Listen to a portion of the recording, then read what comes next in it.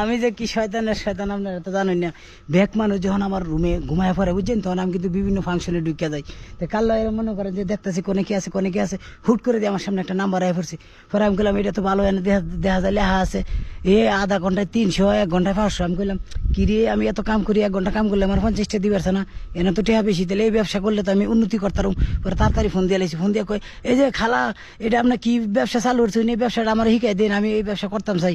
আমার কাম কাজ এত অন্য কাম ভালো লাগে না, টেহা কম দেয় কাম করলে বেটারা, তা আপনার ব্যবসা ভালা, সময় কম টেহা বেশি।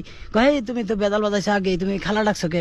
এই ব্যবসার মধ্যে প্রথমে জানশোনা করতে হয়, আর তুমি তো টেহা পাইবা না, তোমার টেহা দিতে হইব। আমি কই এটা আবার কোন ফাংশন? কয় তুমি টেহা দিলে অনেক কিছু দেখাইবো। আমি কই অনেক কিছু দেখাইবো, আমি তো টেহা দিতাম না, আমার টেহা নাই। কয় তুই তেল আনতে যা। পরে আমি ভালো গাইটে কুটে দেখলাম যে এটা অন্য ফাংশন, এটা ফাংশন বেশি একটা সুবিধা না।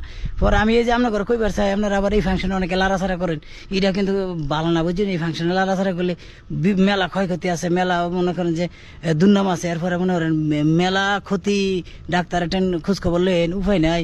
এই ফাংশনের ভিতরে ঢুকেন না, আপনাদের হাতেও দড়ি, পায়েও দড়ি।